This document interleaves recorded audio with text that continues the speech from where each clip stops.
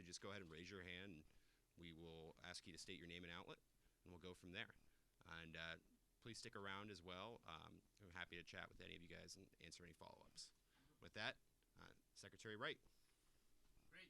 Thank you, man. Thanks, everyone, for being here today. I appreciate that.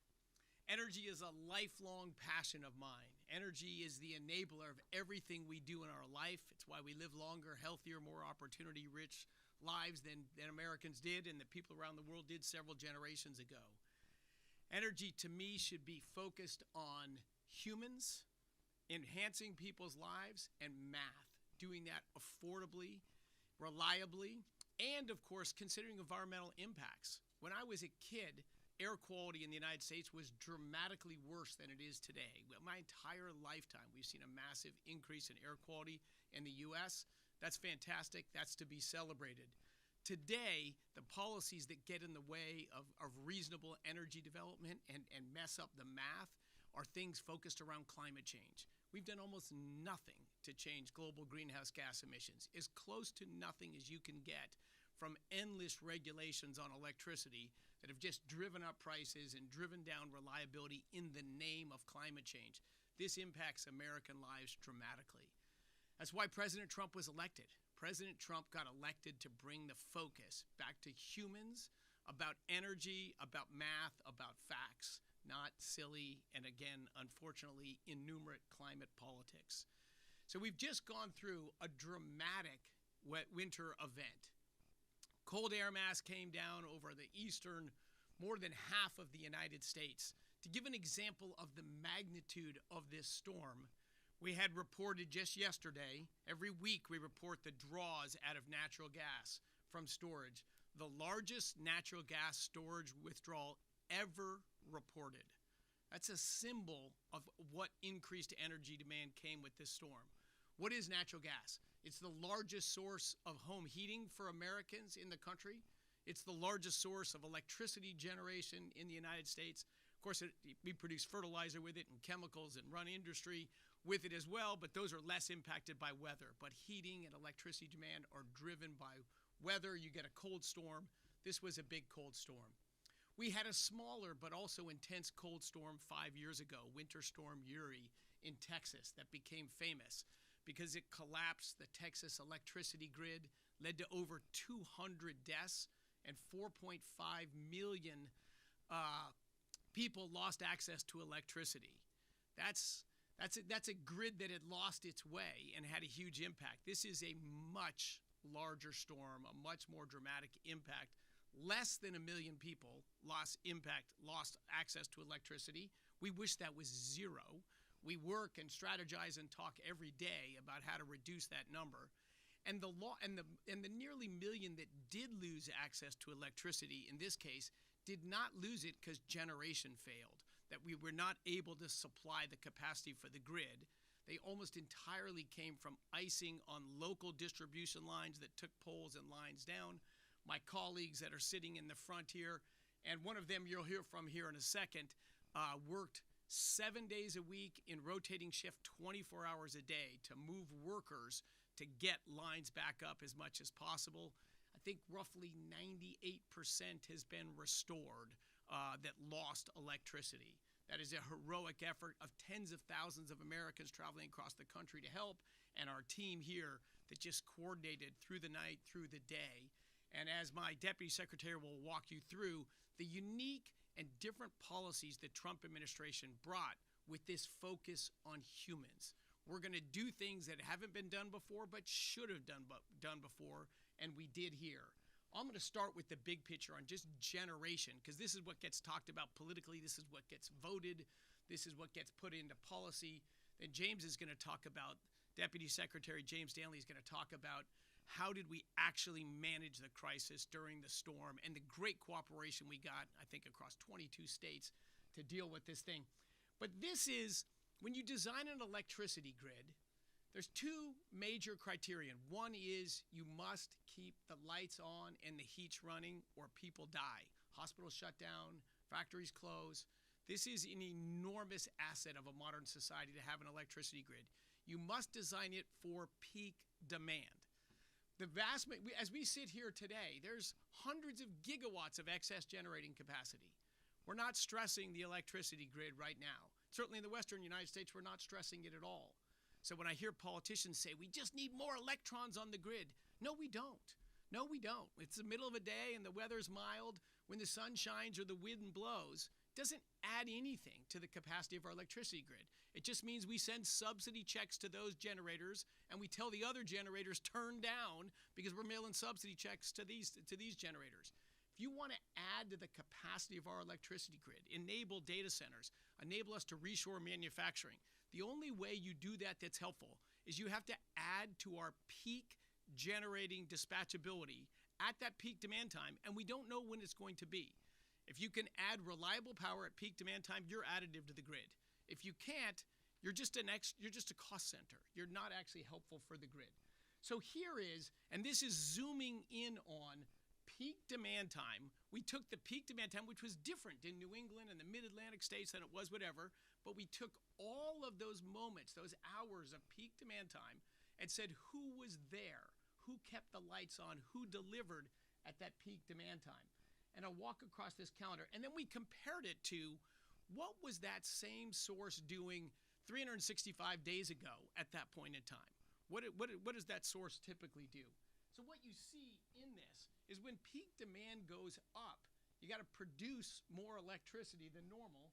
Natural gas increased its electric generation at that peak demand time 47% higher than it was a year ago at that same time in the wintertime. So it still had a high demand there, but it flexed up 47%.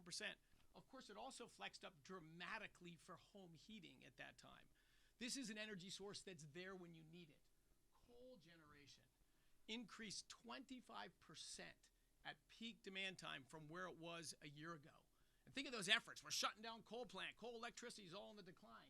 It's 25% higher than it was last year because we needed it to be there. Nuclear steady eddy. It works whether the rains, the wind's blowing, the sun's shining, whatever, it drives through it. But it delivered basically the same amount of electricity as it did last year because it's hard to flex nuclear plants. I wish we could flex them up, but fantastic that it's steady. We know it's going to be there, whether peak demand time is when it's hot in the summertime or very cold in the morning or very cold in the evening when everyone comes home. It's going to be there for us.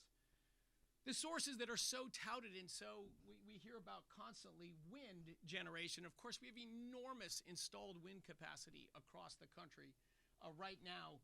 Wind at peak demand time. This is averaged across the regions. I'll zoom into a region or two here in a second. Wind produced 40% less electricity when we needed it most.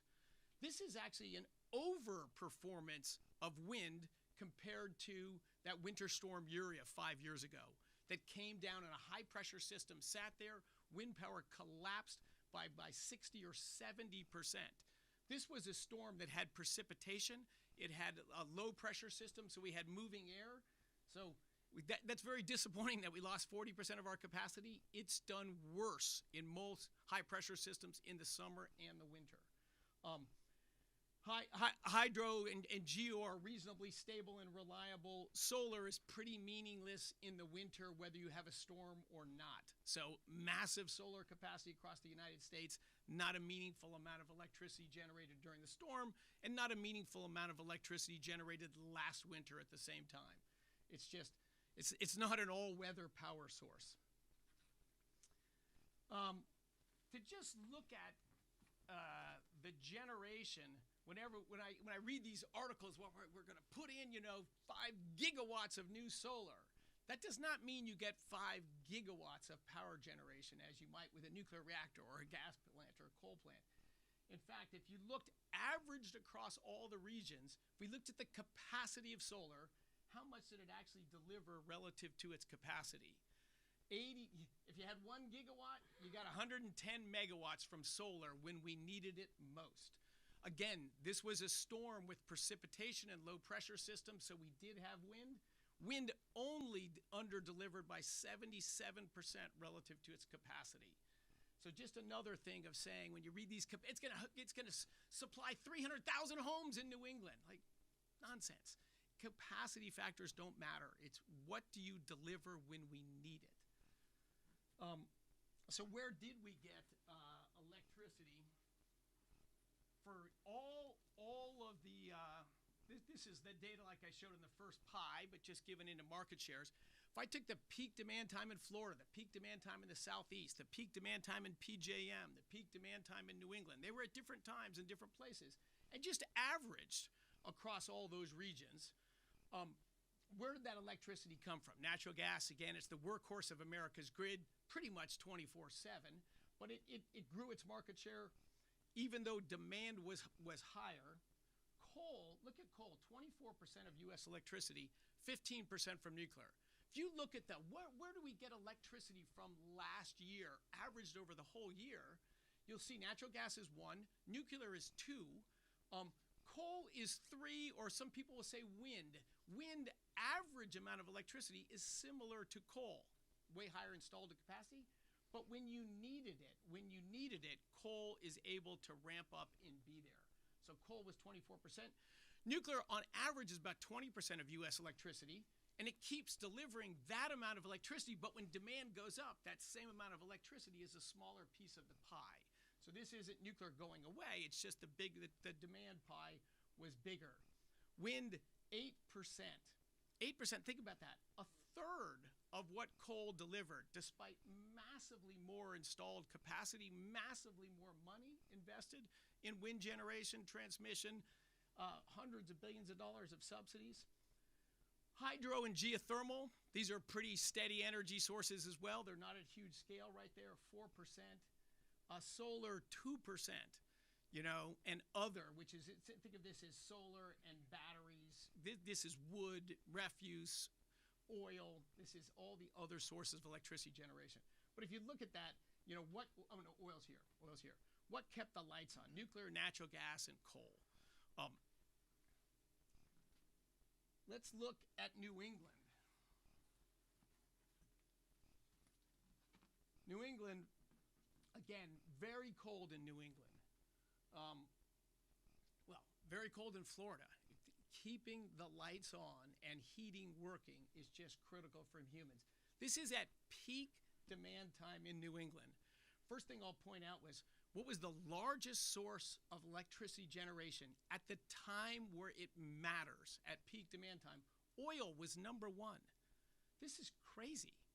Oil was a huge source of electricity generation in the United States when my mom was in high school.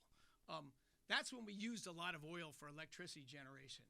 Oil is the largest global source of energy, but it's much more expensive than coal and natural gas. So with time, the use of oil is shrinking into the things you have to have oil for, and it's displaced by cheaper energy sources.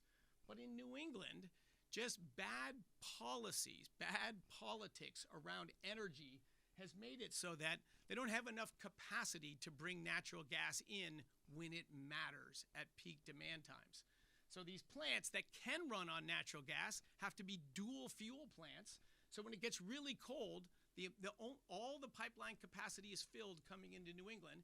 You first have to deliver natural gas for home heating. That's even more dangerous than using your electricity. In a lot of places in the South, home heating is electricity. But so it gets diverted to home heating, and that's the amount of natural gas left to generate electricity, not enough. The Constitution pipeline, you've heard me talk about for a year. We need to build the Constitution pipeline. This should not happen. Natural gas would have easily filled all of that electricity as well, but couldn't get it to market. This oil is massively more expensive. It burns dirtier. You have to deliver it by barge and then trucks. We're trying to arrange barges and trucks to deliver heating oil to all these power plants. We do this in Hawaii and in Puerto Rico and in the America of my mom. We shouldn't be doing this in New England. This is simply bad political decision to block a pipeline to bring lower cost, cleaner burning natural gas to New England. Nuclear was again reliable, continued to deliver. Hydro, a lot of this coming from Canada. Thankfully, we had hydro generation there. And how did the darlings do? Wind, 2%. Solar, 0. Storage, when you think of batteries, they last a few hours. This is a multi-day storm, right? So wind and solar combined delivered 2% of New England electricity at the absolute most important moment. less than burning trash and burning wood. This is the way you need to look at electricity grid, not average. Well, just, again, giving me extra electricity when I don't need it is just an extra cost. If I'm going to get all of my electricity from these sources, right, I could just run the same grid I have today, get rid of all of the wind and solar, all the transmission capacity, all the costs associated with it, and deliver the same output. The same output. When you force sources that go on vacation at peak demand, you just drive up cost. You got to run 2 grids. That's the big picture story of where we actually got energy from during this storm. The details of navigating up to these peak hours and around, and the logistics of supplying these things. In fact, we had times where our existing capacity couldn't deliver anything, and the lights would have gone out if not for emergency orders that I'm going to have my colleague and longtime partner, Deputy Secretary James Danley, who was previously chairman of FERC, a true electricity expert. We have 2 other true electricity experts in the front row, our Assistant Secretary for the Office of Electricity, Katie Jereza, and Alex Fitzsimmons, our acting Undersecretary for Energy. So this is the team and the people under them that worked, that literally shifts 24/7 through the storm to make sure we did everything we could to keep the lights on, to keep people alive, and deliver a dramatically better result than the much smaller Uri storm of 5 years ago. So I'll introduce Deputy Secretary James Danley. Thank you. Thank you, Secretary Wright. So yes, as the Secretary mentioned, I'm the Deputy Secretary here at the Department of Energy, and I used to be the Chairman and a Commissioner at the Federal Energy Regulatory Commission for years. And so obviously the utility system is something that I am quite familiar with after all those years of being the head of the regulator for it. I think it's worth highlighting a handful of things, primarily the fact that President Trump's administration and Secretary Wright have returned our energy policy to one of common sense across the board. The policies of removing energy that is needed, energy sources like coal and gas, has been reversed, and we're doing everything we can to ensure as much of the dispatchable energy that Secretary Wright has been talking about for the last few minutes. You saw the chart that showed the performance of coal. That in large part was the result of administration efforts that were undertaken by the department to ensure that those coal plants remained operational through orders issued by the Secretary. The other thing to mention, again, is that the actions that we took over the storm were not just common sense, they were unprecedented. Right? We've never used, any administration has never used the statutory powers that the Secretary enjoys quite the way Secretary Wright has. So to give you an idea of the large, broad categories of the efforts we undertook, the first is what I mentioned before with the saving of dispatchable generation. We retained those dispatchable assets that were on the bulk power system that could reliably and affordably produce electricity when needed, not the fair weather friends of other generation resources, but the dependable, tried and true coal and gas. That is common sense, and that had never been done before. We made available also through secretarial orders all of the backup generation. Now it's worth noting for people that we have tens of gigawatts of backup generation at all manner of different industrial and commercial facilities across the country. In every major event like this in the past, that generation has sat idle or has been used only at the time that the bulk power system fails, as opposed to being available to the utilities as the Secretary made them available as you're getting up to scarcity times. This allowed the utilities to make full use of their thermal fleets in order to meet the demand, knowing that they had the ability to have the curtailment of those facilities by running those backup generators. It was a great idea, and it was employed in order to make sure that there was electricity sufficiency throughout the country. We also had orders that ensured that the emissions limits that generators would run up to, these are annualized emissions limits, but they are done in discrete chunks. Those emission limits were waived, right? We want to have clean air. That's an absolutely important requirement, and we run our utility system to ensure that that happens. But when you're facing an emergency like this storm, you have to have common sense, and we relieved those generators of the obligation to meet those emission standards on a temporary basis for the time that the demand was high. And then the last thing we did was a massive amount of coordination. I appreciated that Secretary Wright mentioned the 24-hour shifts. They were long days. But part of that was not merely the fact that we were getting requests for assistance from the utilities, it was also coordination with partners across the government, U.S. Army Corps of Engineers, Department of Homeland Security, and really critically, the utilities and the balancing authorities. And so before the winter storm began, through the mutual assistance program run through the Electric Sector Coordinating Council, we had, I think, 65,000 utility workers ready to go and not just make repairs in their own service territories, but across the entire affected area. We had crews moving from state to state, offering assistance, and this is why we went from a peak of just about 1 million outages to the last update I get them continuously, is less than 20,000. And we're working as quickly as we can to assist those people get their power back on. Those are mostly local distribution problems, and in many cases, the reason why it's taken time is not because of the electric system. It's fine. It's the fact that it's difficult to get to remote locations where the lines were affected. And so that was a very rapid recovery. The bottom line here is that we managed to ensure that there was sufficient capacity. Not one area had a blackout or a forced outage due to loss of capacity. We had a gas system that worked perfectly and was one of the absolutely required critical components to keep that capacity going. And there were no major transmission failures and coordination across the board, both with government and industry. So this is a new way of doing business, and in every case, there are common sense policies that ensure that we can meet the moment of these sorts of strained times of scarcity. Thank you. Thank you, Secretary Wright. With that, we will take questions. I have a microphone over here, so just go ahead and raise your hand. Be sure to state your name. Hi, good morning, Secretary. Darren Botello, Fox Business. I just wanted to ask you about the data centers and them helping with the grid this winter. How much of an effect have they had? And then also, what's the priority with the costs of them with communities? Because obviously, we're seeing an increase in them being used in the generation. Yes, yeah, data centers is a huge issue. Number one, important for the United States to continue to lead in AI. This is a signature initiative of President Trump that America must lead in AI. But they are huge. They are growing consumers of electricity. Handled correctly, this is actually a pathway to lower electricity prices in the United States far more than it is a pathway to raise electricity prices. Because data center load's much more uniform, right? It has a steadier usage profile. So you can build generation assets that match that. And for existing transmission lines and grid that most of the time is wildly underutilized, if you can raise the average utilization of assets, you can drive electricity prices down. Our whole department has worked with hyperscalers that in arranging these deals to make sure they bring money forward. So for upfront investments, they're providing capital for that. Often we're having them engage in deals where it freezes electricity price for a few years going forward. They are passionate about this issue as well.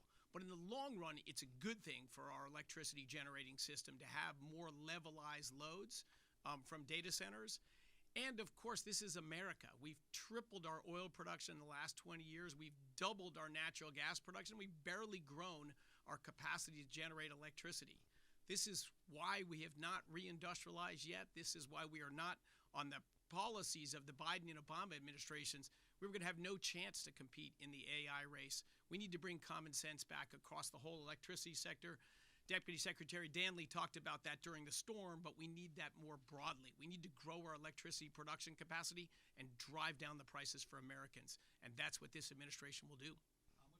How much were they used for power generation? We used hundreds of backup generating sites were turned on and used. I don't have a quantitative number for now, but a meaningful amount of electricity. And when you're at a tight margin, 100 megawatts is meaningful. If it's the difference between shedding load or going into blackout mode and keeping lights on. To us, it was just enough to keep it on. Florida was an area they were used a lot. Very cold weather in Florida. Most heating there, most home heating is by electricity. Callie Pattison with the Washington Examiner. Last week, Tri-State Generation and Platte River Power Authority they filed a petition asking DOE to reconsider the order from December, having their Craig Generation Stations Unit 1 remain operational through the end of March. Now, some analysts have said that having it open for this 90-day period will cost the utilities at least $20 million, and if it's extended for a year, up to $150 million. Does the department have a plan plan to prevent those costs from being passed on to consumers in the region? Oh, the far larger costs come from blackouts. I got critiqued wildly for keeping the Campbell coal plant open, the first one we used at 202C Authority. We don't need it. It's going to increase costs in Michigan. That plant run full bore during this cold wave, this full storm we had. And in fact, last summer, it ran at very high utilization rates. So these plants are not being closed to lower utility costs or whatever. This is sort of the typical pushback. But honestly, the pushback is nonsense. If you look, 28 states have renewable portfolio standards. Those are the states, Colorado's one of them, those are the states that have forced the premature closure of coal plants. They have 50% higher electricity prices than the 22 states that don't do that.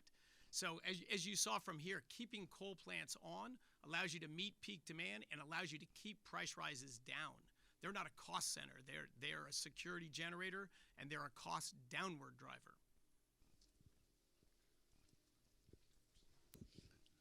Hi, Mr. Secretary. I'm Chuck McCutcheon with Axios. You talked about the relative lack of wind and solar capacity during this storm, but your administration's getting a lot of criticism from Democrats about, slow walking, or they say delaying, or most notably offshore wind, canceling those kinds of projects. If those projects had been online, couldn't wind and solar have made a more measurable difference during this storm or in the future? So thanks for the question. And I don't have the chart in front of me, but I remember the numbers. If we saw in New England, solar represented at peak demand time 0. So if I had 10 times more solar, I can do the math, it would be 0. And wind, let's say we had just massively more wind power, twice the capacity we had, 2% would have been 4%. So no is the answer, actually. They're just not there when they're needed. So having more, the math doesn't work. It just means more cost increase. I'll notice new Virginia Governor Spanberger just agreed to re-enter the regional greenhouse gas initiative, which is effectively a carbon tax to make it more expensive to generate electricity from non-wind and solar assets. Where did Virginia get over 90% of its electricity during the storm? Not from wind, not from solar. So no, if you take a small number and double it, it's still a small number. James Downing, R2 Insider. It seems like I've covered the industry for a long time, and like the Gordian knot that they always try to cut during the winter is gas-electric coordination. So and that's been an issue for multiple administrations. But like, what is the Trump administration doing to fix that, to try to work that issue out? So it is a real question. And again, I highlighted the New England example, and there it wasn't a coordination problem. It's just a lack of pipeline capacity. We have commercial developers that will build that pipeline. Hopefully it's under construction sometime this year. But that was a near catastrophe that we should not have been near the catastrophe New England almost saw. New England could have been in a very bad place if not what this team did because of that severe pipeline constraint. I don't know if Alex or James want to say anything more about electricity gas coordination, but it is an area of study for us. James, you want to elaborate on that? Just very briefly, it is a subject that we're working on. As you've been reporting for so long, you've seen the ups and downs that the efforts have had over the years. We had the council did the review of gas electric coordination and had their first report issued a couple months ago. And also the RTOs in the Northeast did their best to procure as much fuel as possible in advance and help their gas generators do that in advance of the weather. It's still ongoing. The temperatures are still cold, but we're seeing, especially in PJM, efforts to get gas out as far as possible. And that's in part with the encouragement of the department and talking with the stakeholders. Hi, Mr. Secretary. Carlos Anchondo with E&E News. I wanted to ask you about Constitution Pipeline. They submitted a petition to FERC in December, and they don't have any customers identified in that petition. And also, the Iroquois has not submitted an application to FERC at this juncture for the Wright interconnection project, which is really the last stage of the Constitution Pipeline. So I'm wondering, how feasible do you think it is that the Constitution Pipeline is going to get, under construction in 2026? Do you think that that's moving forward? Well, I think I wish it was still up here. Benny, we should throw that chart back up here to see where New England got electricity at peak demand time. So I've heard this as well from the politicians. Well, there's no customers for it. That is also just complete nonsense. They don't identify any customers in their petition to the agency. Because if a pipeline has been blocked, by the governor of New York, and she says she's going to continue to block the pipeline, people wait for that politics to come out. We will have customers coming out of the woodwork. Do you want to burn far cheaper natural gas versus oil? Do you want to have cleaner air? Do you want to have data centers? Do you want to have manufacturing and lower energy costs in New England? I haven't spoken to a single resident or governor of New England that doesn't want lower energy costs, cleaner air, and more secure energy supply. So I have zero concern about the Constitution Pipeline being amply subscribed to. In fact, I know plenty of people that are ready and waiting to do that. It's politics that's standing in the way of the Constitution Pipeline, and I believe we will win that political battle. Can you stand up today and say, no, the answer isn't to increase our largest source of electricity generation and have it displace more expensive generating sources? It's to double down on 2% to get to 4%, or double down on 0% to stay at 0%. The economics, the environmental impacts, and the cost for New England residents are just compelling to get more natural gas into New England. The problem is not demand or customers. If I could follow up briefly, have you spoken with Governor Hochul about Constitution Pipeline? Oh, since the day I arrived in office, and look, I think she will come around. I think she will come around to it. She's worked with us on the Nessie pipeline. I think she'll work with us on Constitution, but it's been frustratingly slow, and I think now's the time to act. Hi, I'm Catherine Boudreau with Latitude Media. How much do you think battery storage could solve this issue of peak demand? Because we saw in Texas, for instance, like on Monday morning during Winter Storm Fern, they did I think it was like 8 gigawatts or something during that peak time period when they were really worried about grid stress. So do you think this is a pathway to like shaving off those peak demands? So I do think there's a future for battery and battery storage in electricity grid management, because it is about shaving off peak demands. We are working in the department supporting new battery technologies, because one of the biggest problems is the batteries we use today are 2 hours and maybe 4 hours. These are multi-day storm events. And particularly when you get these high pressure systems, the wind isn't blowing, the sun isn't shining, you don't have a way to recharge the batteries. So they're not going to be a Shangri-La, but there is a role for batteries to reduce, to enhance our ability to deal with peak demand. There's a future for battery technology, particularly as it gets better and cheaper. It is important.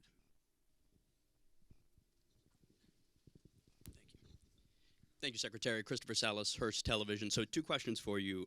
First, on data centers.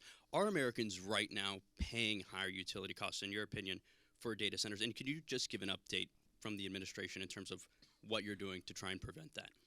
So I would say in the short answer, no. Americans are not paying higher prices because of data centers. There's a perception there, and I get the perception, but it's not actually true.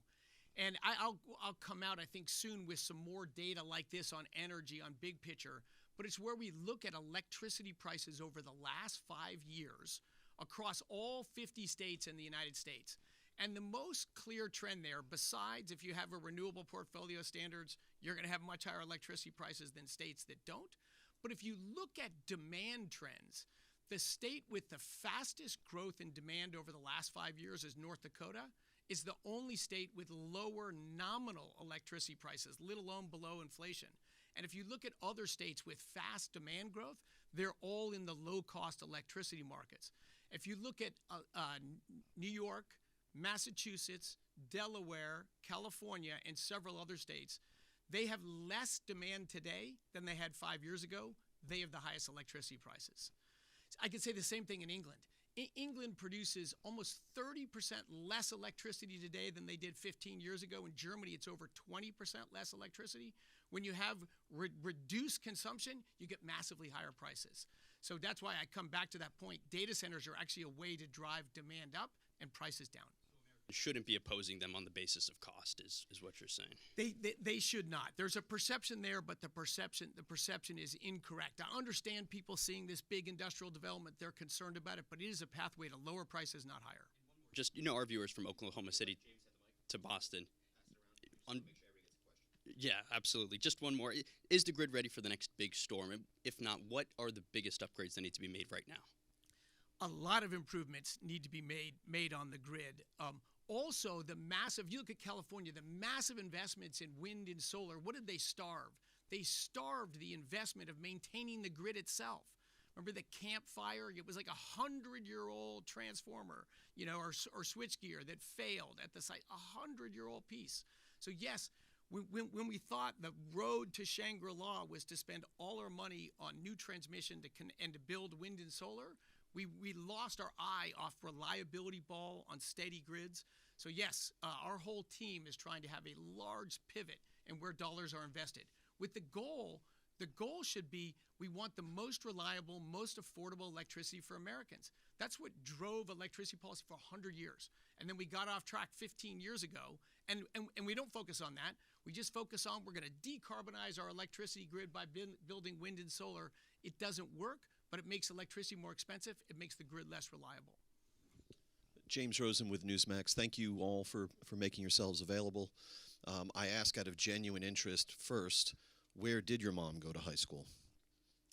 My mom went to high school in Mattapoisett in Massachusetts. They still have oil generation there. The rest of the country went beyond it. Less directly focused on the subject at hand, actually, but adjacent. I remember when it was quite the thing to be discussing the security of our electrical grid system around the United States. And I wonder if you could assess for us the state of the security when you came into office, what you inherited from the Biden administration, and what you've been doing about that and where we're at in that process of securing the grids. Even better than my answer, much better than my answer, I'm going to turn it over to our acting Undersecretary for Energy, who is focused on cybersecurity, threats on the grid, and what he's doing, Alex Fitzsimmons. High school as well. She went to White Plains, New York, by the way, another region that's gone off track from an energy policy standpoint. Thank you, Secretary. Thank you, Deputies. It's a great question. What President Trump recognized is that he declared a national energy emergency on day one of the administration due to the disastrous energy subtraction policies that, as we know, resulted in skyrocketing electricity prices 20 to 30% or more in many parts of the country. We also now had, under those policies, a less reliable and less secure energy system in addition to a more expensive one. And so the Trump administration's been focused on rapidly reversing that. And part of it is listening to the advice of the nonpartisan grid operators that have to keep the lights on and manage the energy system day in and day out. They have been warning us for years that the premature retirement of reliable, dispatchable, secure generation has resulted in shrinking reserve margins, resource adequacy all across the country, and skyrocketing electricity prices at just the time when we need to be building more energy, not less. So we published a study last year that found on the course that we were on under the previous administration, we were set to lose 100 gigawatts of reliable dispatchable generation by 2030. At the same time, we might have to build 100 gigawatts. That would have resulted in 100 times more power outages, 100 times, not percent, times more power outages by 2030. We know that. Our foreign adversaries also know that. And so nation-state threat actors have been pre-positioning inside our critical energy infrastructure, especially defense-critical energy infrastructure, all across the country for years. Those efforts have only intensified as the threat landscape has increased, as we've seen more distributed energy resources from a installed capacity standpoint, not necessarily electricity generation. So the attack surface from a foreign adversary standpoint has expanded dramatically. Even though at the same time we're shutting down reliable power, we're replacing it with non-dispatchable generation that, as the Secretary pointed out, doesn't show up to meet peak demand and expands the attack surface. And so that threat landscape is constantly evolving. It's why the Trump administration has been completely focused on the most affordable, reliable, and secure energy system that we can build for the American people.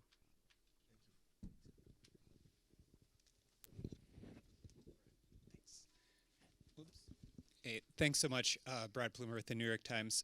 So in addition to the efforts to keep coal plants open, I saw that DOE has a couple funding announcements for trying to recommission and restart old coal plants. Curious what sort of interest you're seeing there and what the potential is for that. Is that to, take coal plants that have recently retired and try to, fix them up so they can start again? Is that to try to build new plants? What's your sort of thinking on that? Well, as you saw, that the funding was relatively modest, nowhere near the amount to build a single coal plant. So what that counts on is, of course, co-funding, which is what we want from businesses that are there. But the interest in that's actually been pretty high. There are coal plants that are converting to natural gas that are thinking, hey, maybe we'll add natural gas instead of convert to natural gas. We'll keep our coal plant open and we'll upgrade it a little bit and we'll add natural gas. There are a couple areas in the U.S., I won't call them out, that are looking at building new coal plants as well. And so we're welcoming anyone, but we believe in businesses. So we're not going to dictate what that is, but we've actually seen quite a number of inquiries. And so now there's a little bit of a competition about where those funds will be allocated and how they'll be used. Thanks for the question. Thanks. Secretary Tim Gardner from Reuters. Wanted to follow up on Carlos's question about Constitution. You mentioned that you believe the administration will win the battle, the political battle on that. How are you going about that, and what tools do you have to do that? Yeah, well, ultimately, we'll reach out more to the public, starting with what it is right here today. And Alex mentioned nonpartisan studies, just professional people in the electricity world. There is a board over the New York electricity system as well that writes periodic reports about the outlook for stability and security of the grid going forward. And New York report was pretty alarming. And it both said that the grid security is a risk going forward, meaning supply able to meet demand. And it highlighted maybe its number one point, the need for more natural gas in New York. In New York, Constitution Pipeline would deliver gas to New York as well as all 6 New England states. What's the largest source of electricity generation in New York State today? By far, natural gas. Natural gas is 50% of New York's generation. It's over 50% of Virginia's generation. And then in nuclear, and then in New York, it's nuclear and hydro. Those are over 90% of New York. That's where they get electricity today. Yet they're passing laws in New York City that you can't have a natural gas heating or stove in your new building. Like this is batshit crazy. What's going to happen when you don't do that? When you don't allow a burner or a heater in a building in New York City, it's going to get its heating from electricity, which means you're going to burn natural gas at a plant. You'll have some waste heat. You're going to pay for the transmission lines and deliver natural gas heating at 3 to 4 times more expensive. Just passing laws that sound virtuous or somehow sound like you're a climate warrior. It's just crazy stuff that's going on. And Constitution Pipeline's a perfect example of that. What does New York grid need? Gas. That's what their own operators say. They need gas. The cheapest gas on the planet is in Pennsylvania. It happens to border New York. In fact, the even cheaper gas is right under the state of New York, the Marcellus shale gas. Like this is just trying to bring a focus back on humans. What has been the biggest source of decarbonization in the United States and globally, if that's your big issue? To me, it's an issue, but it's nowhere near a big issue. The biggest source of decarbonization by far is natural gas. So these aren't climate policies. These aren't math policies. These are crazy. And I think the people of New York and the people of New England are going to say enough is enough. And everyone we've engaged with Democrats, Republicans, whatever, in a sober dialogue about energy, everyone comes to the same conclusion. Yeah, we need the Constitution Pipeline. I think there's pretty broad acceptance of that. But if you have one blocker, that's still a problem. But again, Tim, I believe we will win. Hi, it's Ari Nader from Bloomberg. First of all, let me say thank you for streamlining the entry process, so it's not like going through airport security to get up here. I wanted to ask you about your upcoming trip to Venezuela, what you hope to achieve by going there, who you're going to meet with besides Delcy Rodriguez. So, I mean, today's about electricity, but yes, I will be going to Venezuela before too long. I will meet with all the leadership in the country there and get a better understanding of the on-the-ground oil and gas production operations. I believe we are early on a very creative initiative of President Trump that can pivot the trajectory of a country that's been sliding downhill for 26 years to deliver improvement, meaningful improvements in the quality of life for Venezuelans without a single American boot on the ground, without shots being fired. This is using commerce and energy as opposed to conflict to resolve a problem. We're early on, but quite optimistic about the trajectory we're headed on. Electricity question. Has PJM indicated support for the emergency auction that President Trump wants? PJM is going through its stakeholder process and internal deliberations. We're talking to them all the time. When you say, are they expressing enthusiasm for it or whatever word you use, they're in the middle of a crisis at PJM because of years of really bad policies and a insufficiency of generation going forward. I do think there is a broad recognition among the stakeholders, not necessarily agreement about a specific outcome, that something has to be done because the auctions have failed over time to procure the capacity necessary. So something is going to be coming imminently out of PJM, I'm certain, because they have to.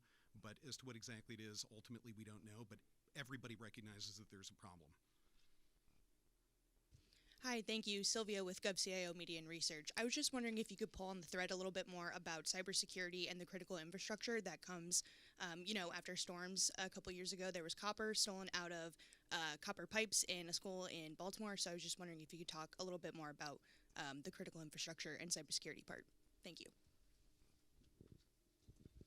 Sure, I'd be happy to. It's obviously an incredibly important topic. As I mentioned, we take the reliability and security of the energy system seriously because, as the Secretary has pointed out, when supply doesn't meet demand and people lose power, lives can be lost. And so it is our absolute responsibility to keep the lights on and have the most secure energy system possible. As I mentioned, nation-state threat actors are pre-positioning inside our critical infrastructure.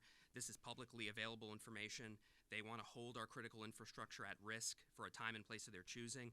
The attack surface is expanding. I think, fortunately, we have very strong partnerships with the energy sector. As James mentioned, we closely coordinate with them, both on storm response efforts, like for Winter Storm Fern, but also for security and cybersecurity issues in general, and not just cybersecurity, but also physical security. So through the Electricity Subsector Coordinating Council, we have meetings routinely. We co-fund a lot of activities to identify what the most significant threats are to the energy system. I think our fundamental responsibility is to provide timely and actionable information to the energy sector.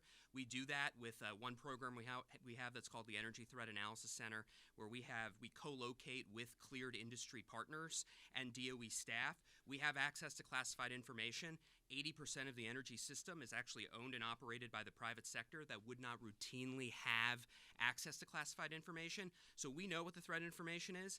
Our job is to get it into the hands of the private sector as rapidly and in an actionable way as we can. And so that's what we do. We have those partnerships. We figure out what the vulnerabilities are and then try to mitigate them. We also have major supply chain testing programs where we're able to procure grid components, which is increasingly important because of all of the energy infrastructure we have to build over the next few years to win the AI race and meet future load growth and onshore manufacturing. So we have a supply chain testing program where we can procure grid components, tear them apart, see what the cyber vulnerabilities are, mitigate them, and get that back out to the private sector. That's one of our top priorities here in the Trump administration. Ivan Penn with the New York Times. Thank you, Mr. Secretary, for taking the time. Obviously, we're increasingly seeing peaks during the winter, but our traditional and ongoing peak is during the summer. What do you say to the differences in what we experience in the East, like during the winter, versus what we experience in the West, where we have stronger wind and solar resources? what do you say to the difference in the benefit of wind and solar in some parts of the country that may not be as strong a resource in other parts of the country? Yeah, look, everything in energy involves trade-offs. So are there locations where solar is a better application? Absolutely. You know, in a desert west, but still the fundamental problem for solar is the sun doesn't always shine. So you have to have a system, whether it's from storage or some novel way, that you can bring that energy when it's actually needed. And I've been, well, two of the comments. One is peak demand for energy is always in the winter, by far. Peak demand for electricity is sometimes and often in the summer, because the biggest use of energy in people's households by far is heating. Like that winter storm we just went through, we're talking about the electricity grid. The natural gas distribution network going into people's homes and houses was delivering 4 times more energy than the electricity grid was at its maximum stress. So it's just that the biggest use of energy in most places is not done electrically, which is also why it's crazy. There's these policies that are sold as green or climate that really just should be sold as, you know, innumerate, that we're going to drive heating to electric thing because people think that's green or better. It just means more expensive, and we don't have an electricity grid that can remotely handle moving all heating or even a meaningful amount of heating to electricity, which is why you're seeing more peak demand. You're seeing peak demand for electricity shift to the winter is just a little bit of shift to electricity using for heating instead of burning natural gas. You know, that, if we just had a few more percent of Americans shift their heating to electric instead of natural gas, all the electricity peaks would be in the wintertime. And one last contact on wind and solar, because you're right, it's different in different places and all that, but the world just roughly has spent $10 trillion on wind, solar, batteries, and transmission to hook up wind, solar, and batteries. And the last full year of data, 2.6% of global energy, 1.2% of global primary energy comes from solar, 1.4% from wind, $10 trillion. And that's the easy 2.5%. The next 2.5%, the next, are much harder as you get higher penetrations in just one sector, the electricity sector. All right, we're going to do one more question. Thank you. Audrey Streb, Daily Caller. Thank you all for being here today and addressing us. So former FERC Chairman Mark Christie described the DOE direction to FERC to draft new rules asserting federal control over how data centers connect to the grid as a massive federal power grab. I was wondering how you respond to this concern, and then how the DOE can balance the AI race, the national competitiveness where it comes to that, and state sovereignty, as well as stabilizing the grid. So I'm gonna turn the hard part of the question over to Deputy Secretary James Danley. But I would say that the overwhelming reaction we got to that was thanks for a little return to common sense. We need to be able to do this stuff. Why have we had no electricity increase in our capacity to produce electricity over the last 20 years? We've been in a regulatory quagmire. China produces like 2 or 3 times as much electricity as we do today. They produce less than us like 20 years ago. We've just stagnated, and they've grown and they've invested. So, but I'll turn over for a more technical answer to the more knowledgeable Secretary Danley. I'm well aware of what Commissioner Christie said. He, of course, was a colleague of mine for years on the commission. This is a case where I don't agree with him. To the extent to which any petition filed by the Secretary sounds in the fundamental question of interstate transmission, that is a federal jurisdictional activity. The states and the feds have a completely separated jurisdiction under the Federal Power Act. It is unambiguous, and the 403 that the Secretary sent to the Commission explicitly stated that it was not attempting to enter state jurisdiction, that this was purely a matter regarding FERC's tariffs that administrate interconnection to the transmission system.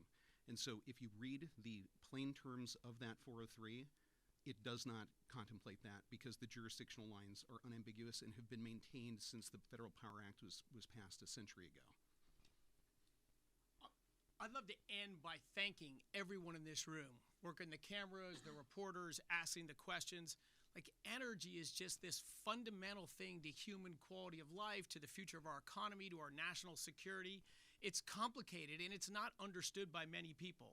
All of you dedicating your time to learn about energy, to ask questions, to write about energy, that's the only way forward, is a broader understanding of the energy issues. So thank you for your commitment to doing that, and thank you for being here today. All the questions were great, and I wish we could take 10 more. But thank you all so much.